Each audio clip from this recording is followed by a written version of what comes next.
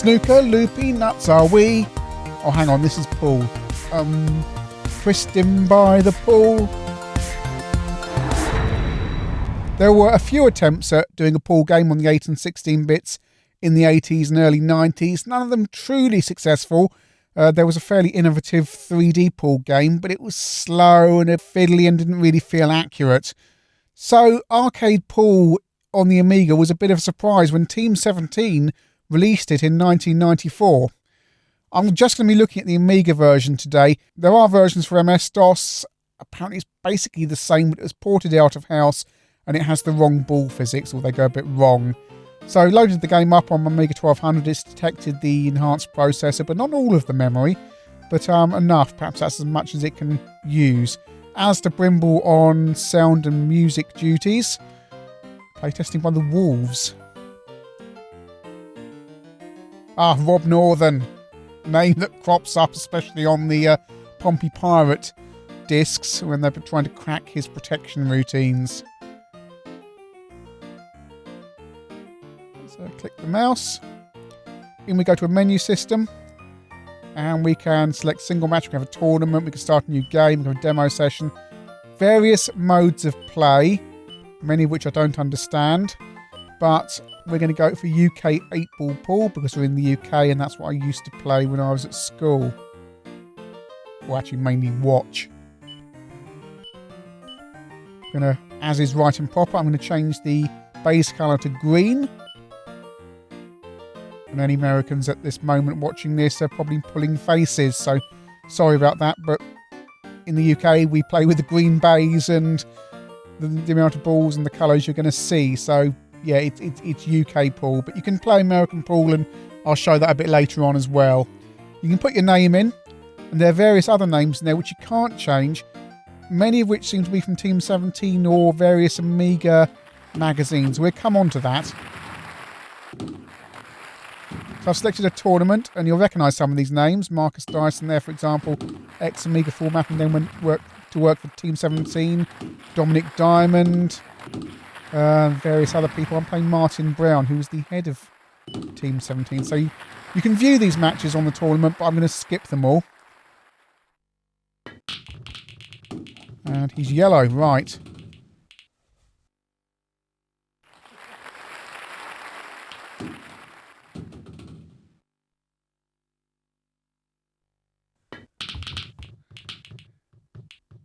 Alright, he's missed. Okay, my turn. I'm red. Didn't get any choice in that. You use the mouse to move around.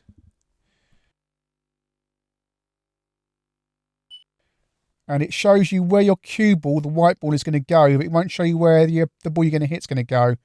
So you can see the path there. I've turned the power up to about 75. Hit the ball. I was aiming for that top right pocket. I missed. Whispering Chinny Hill here on commentary. And Martin Brown has got the yellow ball in there. And another one in. Yes, he's got 2 more to go. And I've got 7 balls still on the table. Oh! Okay, well, this is going well. This is going well. I think Martin Brown is probably one of the best players in the game. Oh, he missed. He missed the red ball. Right, I've got to get... And he got one of my balls in, so I get a free shot. This is pointless now. Right, try and get it in there. I've missed. I got it in! I got it in! Yay! Right, okay. This is ludicrous. I haven't played this game for years. I used to be quite good at it back on my Amiga. Right, can I get that in there? Oh, no. Right, we've still got to extract that black ball out of the bottom there.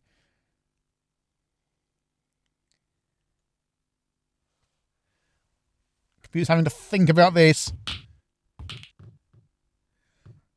No, it's over there. The thing to remember about this game is it was a budget game. Amazingly, it's worthy of being a full-price game. But no, it was a budget game and came on a single floppy disk.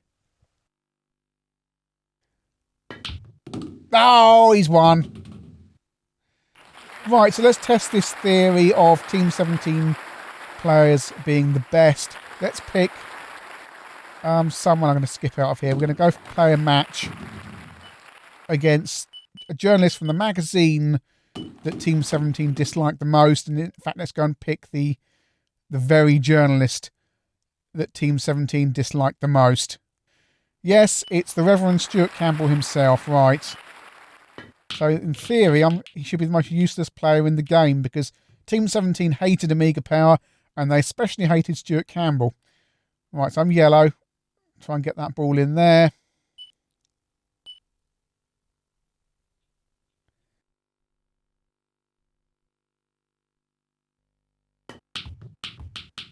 No, I'm hopeless. Oh, no, that nearly went in up there. That nearly... Oh, no, right, he's got one in. Campbell's got one in. No, he's missed there. Right. Can I get that one in? Oh! The ball physics in this game are really spot on. It does react exactly as it should be in real life.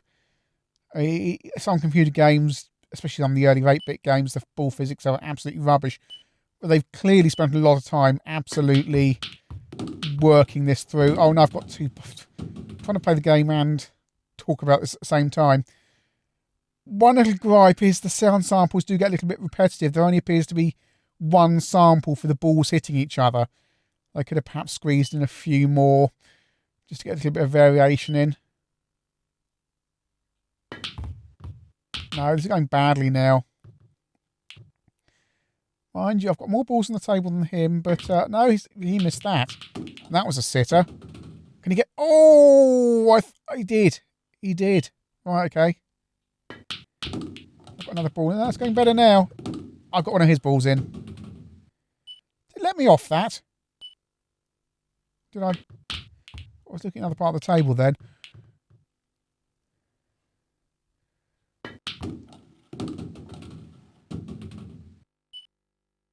So Campbell's pocketed the ball. I can now put the cue ball back down anywhere I want. Power meter is the bottom right hand corner of the screen and you can adjust how you hit the ball. A little bit harder to work out than in real life. I've skipped forward now.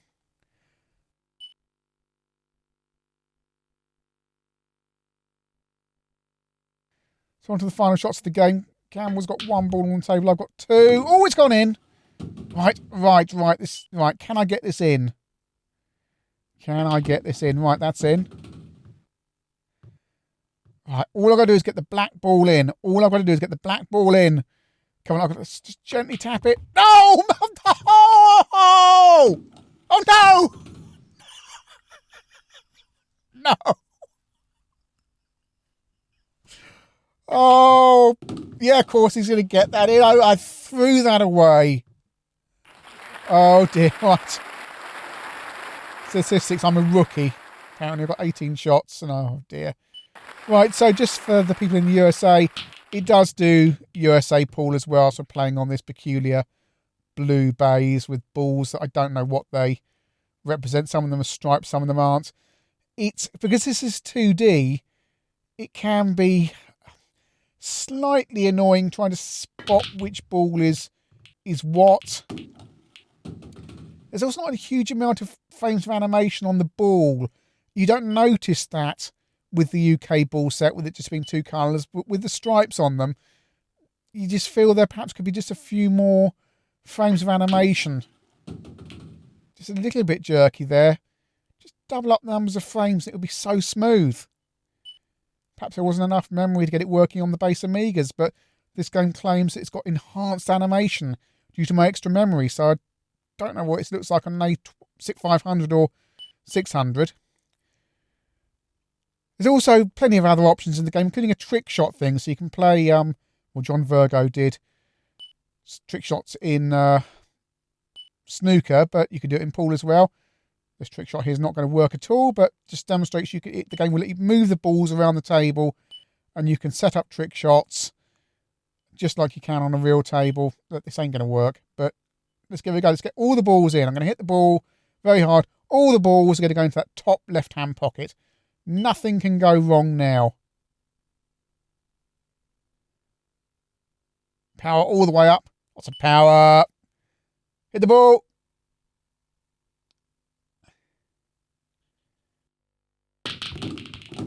Yeah. Was never going to work. But that's the fun you can have with the trick shots in this game anyway. You can move the balls around and set up all sorts of different things. Just have a bit of fun. Nice touch.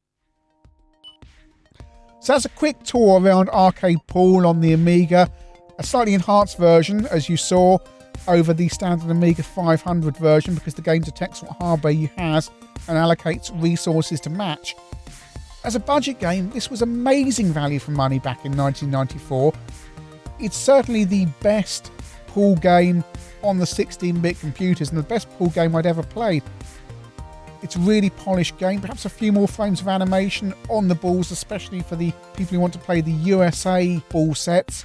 With the British ball sets, the UK sets, it's not noticeable at all because they're solid colours. Overall, fantastic value for money game back in 1994, certainly worthy of full price, let alone the fact it came out on budget. Today, this is still my favourite game of any snooker or pool genre. It is still fantastic fun. It still absolutely hits the spot. It still looks and sounds really, really good. Not just the best pool game on the 16 bits, but one of the best games on the Amiga to boot.